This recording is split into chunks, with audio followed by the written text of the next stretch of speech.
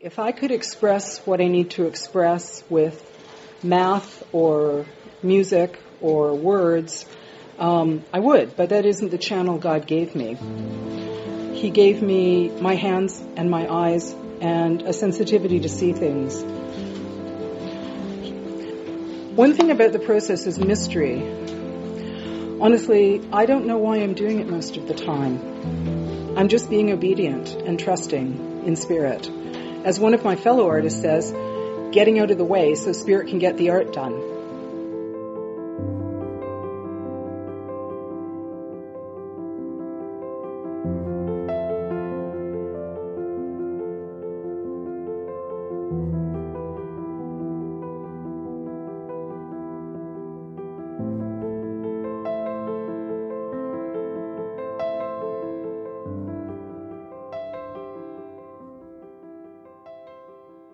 We just start with a description of the project, John. Crossings. I mean, I'd heard about it several years ago, and I thought, wow, that sounds so amazing to put the gospel in a major city in the world. Toronto means meeting place in Huron. And of course, we are also noted to be the most multicultural city in the world. So crossings seem to be an appropriate title for the intersection of cultures, ideas, ethnicities. And what it means is that we will have these artworks in, as it turns out, 16 different locations. We've chosen to do the scriptural Stations of the Cross that were set out by John Paul II in 1991. I was just bowled over by all the wonderful art history that's been done for the last 2,000 years about depicting this moment, in the crucifixion narrative.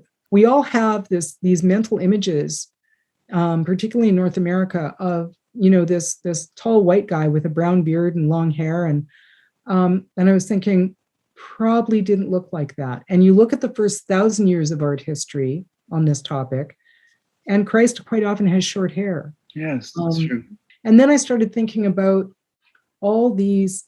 He's been roughed up by the soldiers. He's a real mess, and they're very miserable portrayals of this moment. And I was thinking, but there is a greater truth here. And the truth is that he reached for the cross.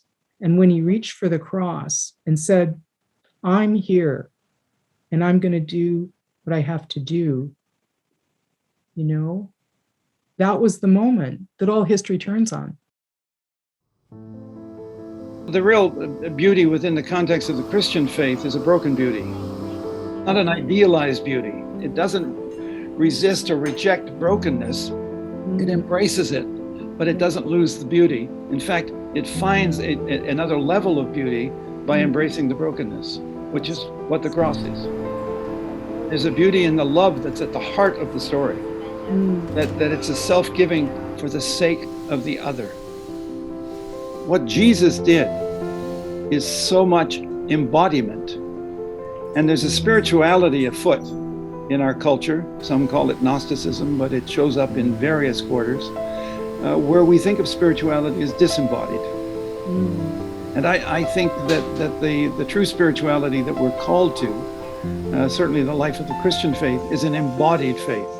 And the fact that this infant of Bethlehem is also this man who walks the Via Dolorosa, that way of sorrows, and gives himself willingly and lovingly as a sacrifice for the world.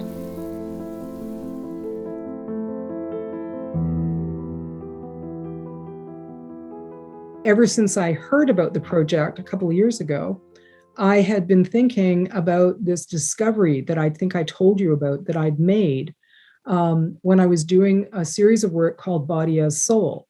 Yes. And I'd been working with human bones and animal bones, and I had taken the sacrum, a single sacrum initially, but then I decided to do a whole bunch of them from different people, from children, old people, young people, different races. And I wondered what would happen if you cast the bone, sculpted the bone first in clay, but then I took my clay portrait of that bone, if you will. It was very, very realistic. I wasn't sort of interpreting wildly. I was really trying to keep with what was there in the bone, and then cast it into lead crystal to see what transparency would reveal about, when you make a bone transparent, you see all this, the relationship of the different aspects of it through it. So you can see a sort of a different truth, a deeper truth. And this amazing thing happened. If you hold it up to a strong source of light, it will reveal a cross, a cruciform figure in the center. And the interesting thing is that each and every sacrum that I did was that way. So I was quite excited about the idea of making this sacrum be the cross that Jesus raises, because of your theme of crossings being about all humanity. And I thought, well, the one thing what's more inclusive than we all have a sacrum? Jesus had a sacrum. I mean, to be human is to have a sacrum. So I just thought this tailbone, this little triangular piece, that's the keystone that forms the arch of the pelvis. Our whole upper body rests on it. Our whole lower body depends from it. It's right in the center of us. Right in the center of us, if you make that bone transparent, there's a cross. And I just thought, oh yeah, that's the cross I want the Christ to be lifting. I was fascinated when I first met Colleen, because she told us the whole story behind where she's come across this sculpture and what she was trying to achieve through the whole project, which, is looking at some Christian imagery in a slightly different fashion, and to have linked that with something that she'd found through her own personal investigation into the human body and the way that light transmits. There's not many people that would have got to the stage where you can visually see the cross inside an object. And I think, from the outset that fascinated us, and to see if we can then replicate that in our material was really an interesting challenge. I mean, it's an insanely organic shape, the sacrum. There's no kind of symmetry to it. There's undercuts, there's surface texture all over, there's holes right through the piece, and all of these things need to be considered when we're either moulding or machining an object. However, we do have an unusual blend of modern technologies and traditional craft here, which have allowed us to work around any of these difficulties. Once we'd scanned it, we created this 3D print. As you can see, the surface details kept all the kind of bone detail that Colleen's put in it, exaggerated because of the scale of it now. We then have taken this and done a kind of really traditional two-part moulding procedure using clay. And that's just to create a split plane in the model to allow us to make the final mould in two parts. Got an awful lot of the artist's own detail in it, a lot of kind of unique mark making that we really want to preserve. So doing this process in a digitised fashion, we would probably lose more of that. We're going to convert this into a rubber version of it, which is then going to allow us to be more flexible when we're trying to extract the piece from the mould material.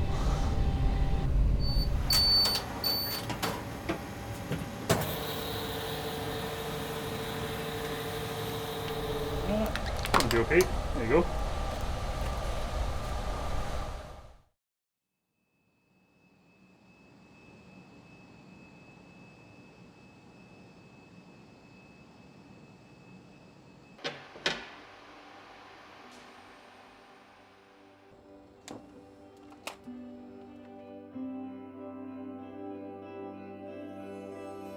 This is not just a religious story. It is that, of course. It's a deeply human story. It's about betrayal. It's about unjust judgment, and it's about suffering. And you could go on down the list. So we want these stations also not just to speak of the story of Jesus, but to open up our own hearts and minds to see the relevance of this story for social concerns in the culture. Because I think it's got so much to say to so much that is going on today.